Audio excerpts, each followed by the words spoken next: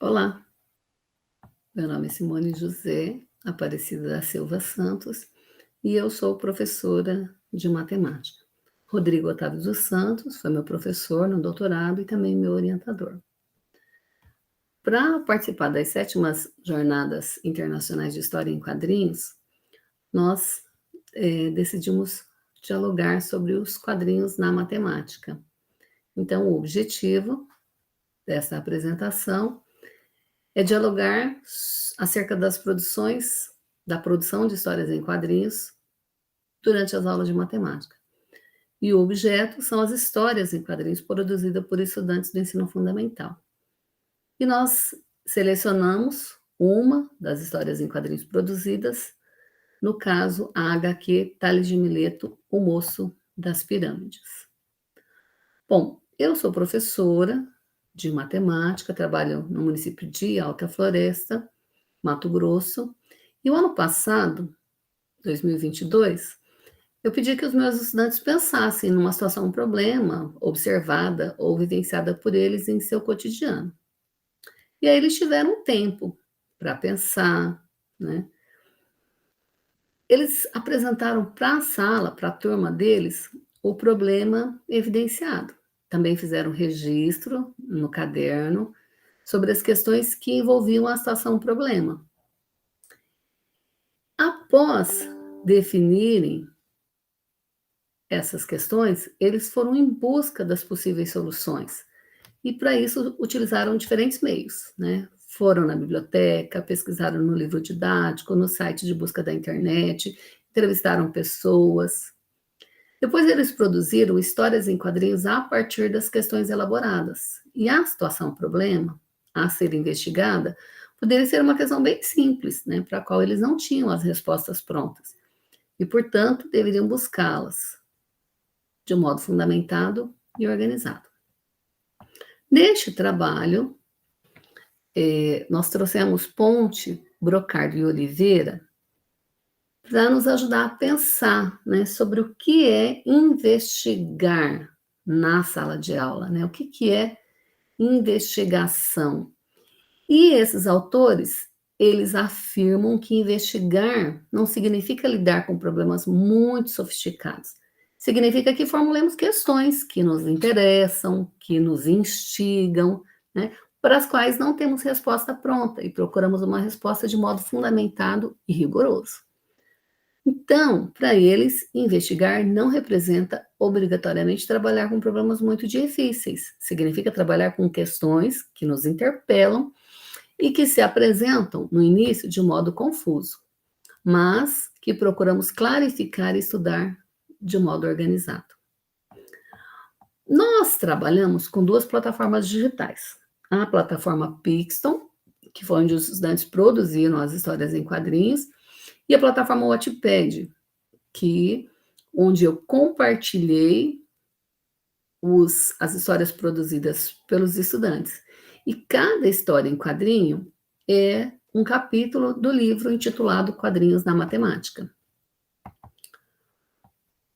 No caso deste trabalho, né, dentre as várias histórias em quadrinhos que tem no livro, nós selecionamos para este trabalho a história em quadrinhos Tales de Mileto, o Moço das Pirâmides. Foi elaborado por 3 estudantes do 9º ano e elas buscaram responder a seguinte questão: quem foi Tales de Mileto e qual a sua contribuição para a matemática? O Teorema de Tales é estudado nessa etapa da educação e se refere à relação proporcional que existe entre as retas paralelas e retas transversais. Ele é utilizado para calcular distâncias inacessíveis e também para discutir as relações de semelhança de triângulo. Então, as autoras, elas trazem, né, um personagem chamado Queropão de Mileto. Quero pão, né? Perguntei por que, né, que elas escolheram esse nome para o faraó. É simplesmente porque estava na hora do recreio e elas queriam comer pão, porque eles sabiam que aquele dia tinha pão no lanche. Então, esse faraó, ele queria saber a altura das pirâmides, né, lá do seu reino.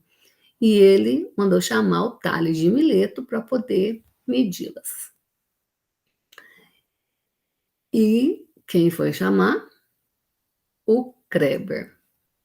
Kreber é o sapo, um sapo que fala. E lá vem o Tales, né, para ajudar. Então, nesta história em quadrinhos, a gente pode observar que pelo menos 3 objetos do conhecimento da matemática se fazem presente. No caso, as relações métricas do triângulo retângulo, as relações de proporcionalidade envolvendo retas paralelas cortadas por secantes e figuras geométricas espaciais, no caso, as pirâmides.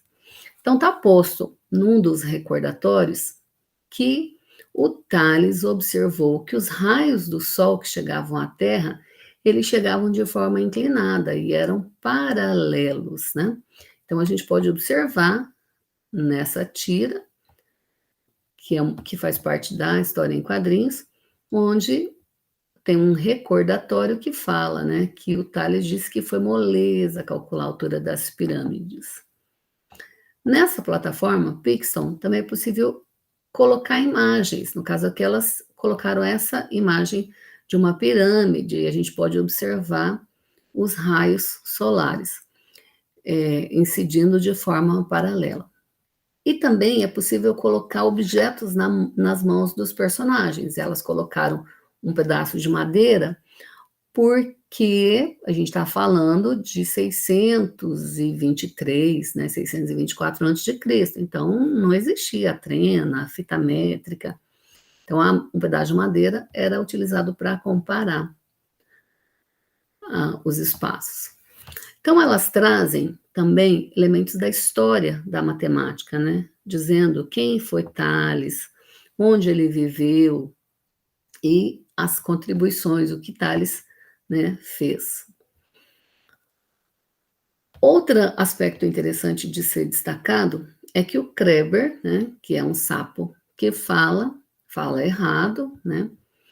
Então, as autoras tiveram liberdade para apresentar elementos de ficção que não fazem parte do cotidiano e elementos textuais do dia a dia, né? SLK, que é uma forma abreviada da expressão "se é louco", utilizado para expressar surpresa. Então, essa história em quadrinhos, esta e todas as demais, elas oportunizaram ao estudante refletir sobre o próprio pensamento e ter maior consciência sobre aquilo que realizou. Então, a gente entende que as aprendizagens podem ser potencializadas por meio da produção de histórias em quadrinhos. E também oportunizou aos estudantes mobilizarem muitos esquemas cognitivos, né? Muitos esquemas operativos de cognição, além de aprender sobre os objetos do conhecimento relacionados ao ensino da matemática. A produção de histórias em quadrinhos contribuiu para que a aprendizagem da matemática acontecesse de forma mais prazerosa, possibilitando aos estudantes verificarem as diferentes utilidades nos mais variados contextos e saberes matemáticos. Além da plataforma Pixton e o Wattpad, nesta apresentação, nós fizemos uso do livro Investigações Matemáticas na Sala de Aula, do João Pedro da Ponte, da Joana Brocardo e da Hélia Oliveira. Então, é isso, né? A nossa discussão sobre histórias em quadrinhos no ensino da matemática.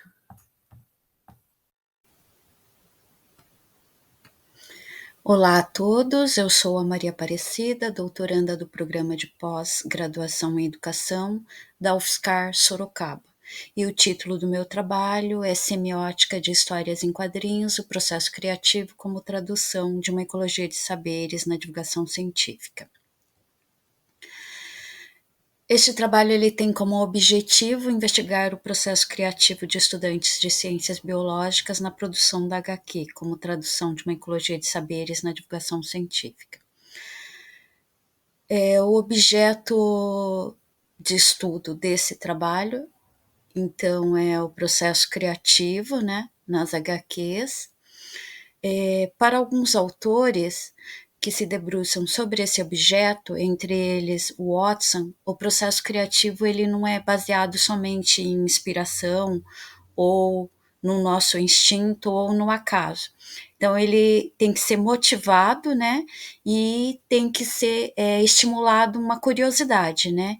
Ele diz que os estudantes, eles não bastam ter talento, eles precisam ser motivados e estimulados a curiosidade em realizar alguma coisa, né? E nas HQs eu utilizo aí Eisner, né? Ele diz que as HQs é uma série de imagens, né, dispostas em sequência, ou seja, essas imagens elas possuem uma narrativa, contam uma história por meio de imagens e escrita. O trabalho ele se sustenta, né, em cima dos estudos desenvolvidos por Boaventura de Souza e Santos, né, sociólogo português, que defende que somente questionando a lógica dominante nos processos educativos escolares, herdeira da nossa modernidade ocidental, né, poderemos avançar na perspectiva da construção de práticas educativas interculturais orientadas a favorecer uma ecologia de saberes, né? Então a pesquisa ela se apoiou na perspectiva das epistemologias do Sul de Boaventura Souza e Santos, né? Que parte de uma proposta descolonizadora que nasce da valorização e integralização dos saberes científicos e ancestrais, que promovem um diálogo horizontal entre conhecimentos denominada de ecologia de saberes, que é também um conjunto de intervenções epistemológicas, né? Então, a gente trabalha aí com uma epistemologia, né, do Boaventura Souza e Santos. Então, as HQs, elas foram analisadas a partir do referencial da semiótica. A semiótica peirciana, né? Ou seja, estruturada por Charles Sanders Peirce, né? Então, a semiótica, no sentido atual da palavra, ela surgiu do pragmatismo americano, né? Então, semiótica é a ciência que tem por objeto de estudo todas as linguagens possíveis. Ela tem suas bases, né, oriundas na fenomenologia, campo que busca compreender como se aprende qualquer tipo de coisa que possa aparecer à mente, desde as coisas mais simples, né, como uma sensação tátil, os sons, as imagens da natureza, ou mesmo uma imagem gráfica. Permite também aprender a complexidade, né, das coisas abstratas, né, sentimentos, lembranças, as subjetividades, né, dos indivíduos. Assim, o objetivo principal da semiótica é o exame dessas formas de construção dos fenômenos, né, enquanto fenômeno de produção de significação e de sentido. E aí, então, como eu disse anteriormente, as HQs foram analisadas seguindo o percurso da análise semiótica a partir das 3 categorias que o signo se fundamenta, né? Primeira idade, segunda idade e terceira idade. Então, a primeira idade, ela tem suas características, as formas, cores, sensações, a possibilidade, o acaso, uma originalidade, uma sugestão, né? Então ela se baseia nas qualidades. A secundidade, o signo ele se fundamenta no caráter de existência, né? No material, naquilo que é concreto mesmo, né? Então a gente tem aí as HQs como sendo esse material, esse concreto, né? Então é uma linguagem que expressa algo de uma forma criativa, né? Um assunto, um tema, um conhecimento. Então, ou seja, ela traduz através das imagens e escrita a ecologia de saberes que os estudantes possuem acerca da divulgação científica, né? Ou seja, os conhecimentos científicos que esses estudantes, né, trazem da área de ciências biológicas. E aí, a gente tem a terceira idade, né? A terceira idade ela já atua no nível simbólico, né? Então ela se faz presente no efeito que o signo provocaria em um possível intérprete, né? Então a terceira idade nas HQs denotaram que os estudantes de licenciaturas em ciências biológicas possuem saberes diversificados a respeito da sua área de estudo, né? E aí eles trazem esses conhecimentos para as HQs. E como resultado que eles apresentaram nas HQs, apareceram temas como o desequilíbrio ambiental, que pode desencadear efeitos catastróficos para o planeta Terra, conhecimentos em relação aos micro-organismos patógenos, né, quais doenças podem causar e seus sintomas, além de trazer conhecimentos sobre estruturas organizacionais, né, de liderança em pesquisa de saúde e suporte a crises sanitárias em todo o mundo.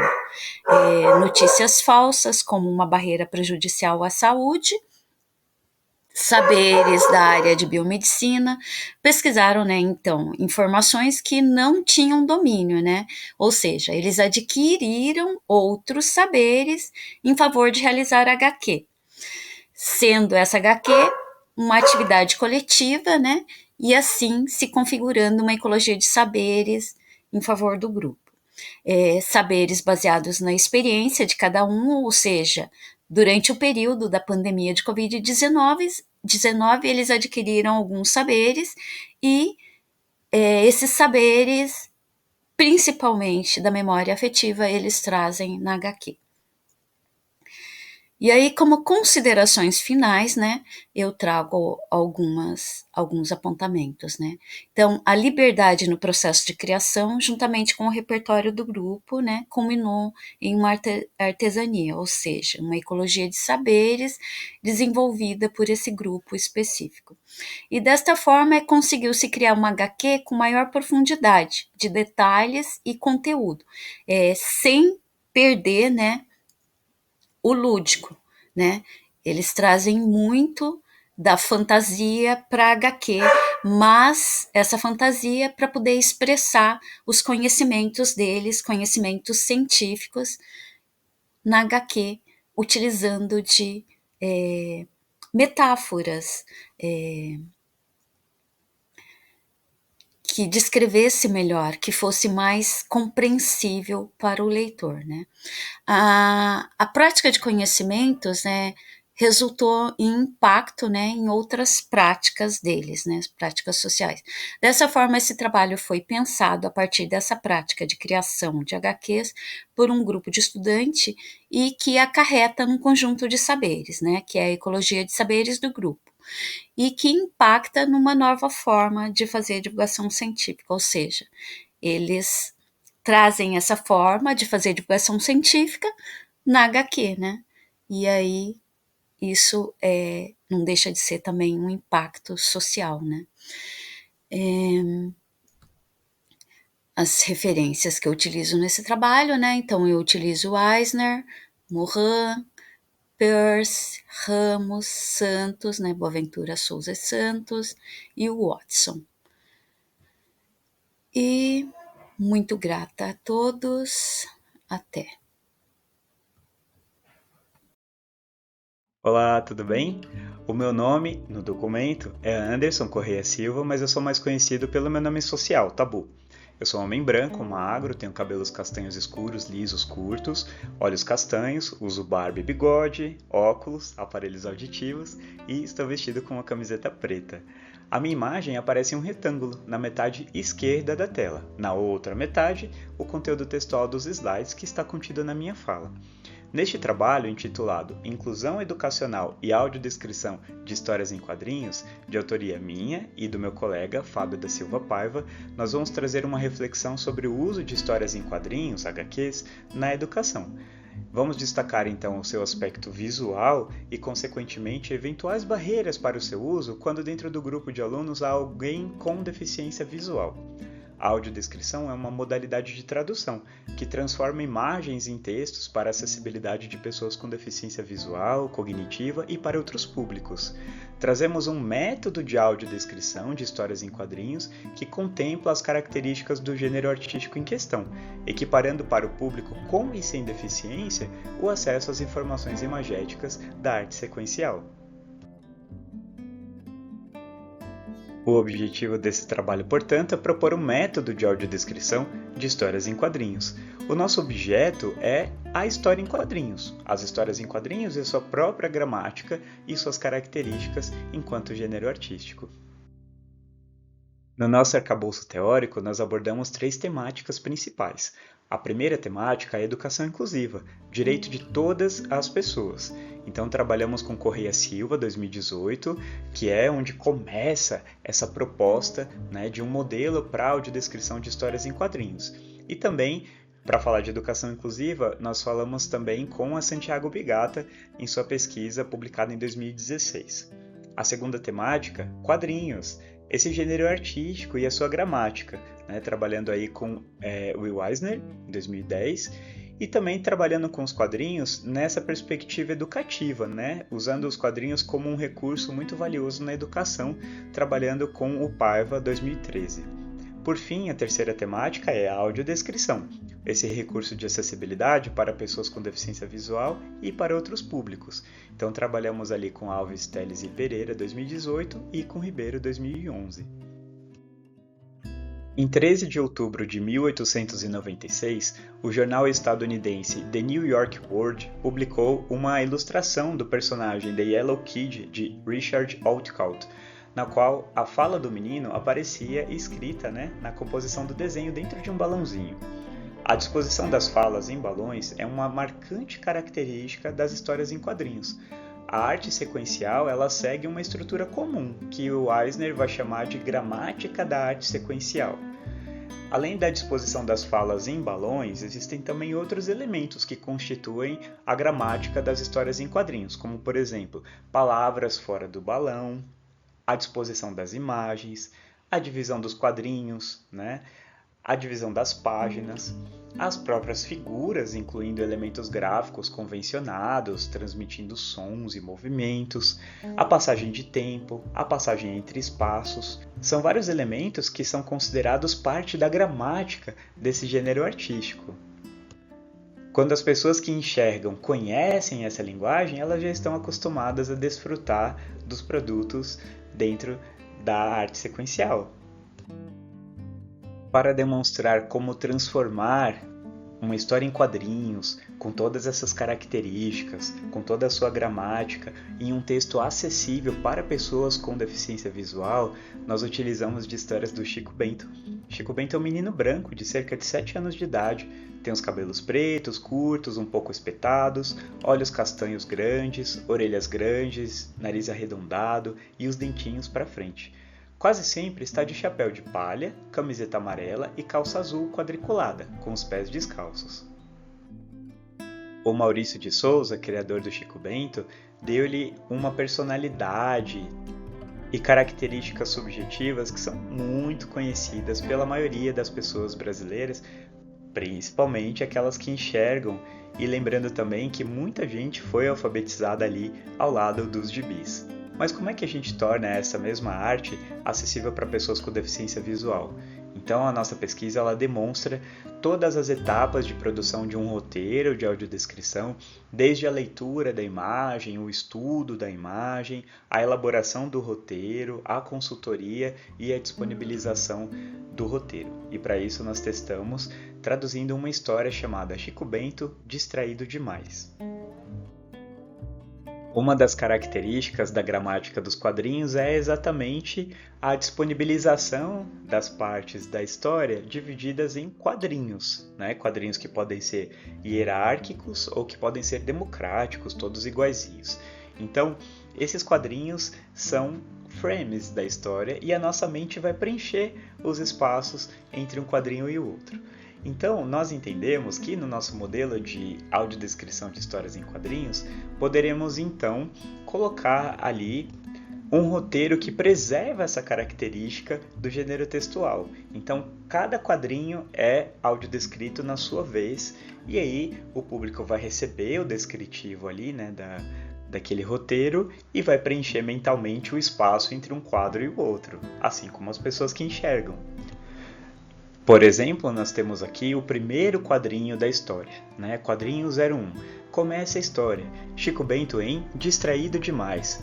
Chico Bento está sentado em frente a uma carteira escolar.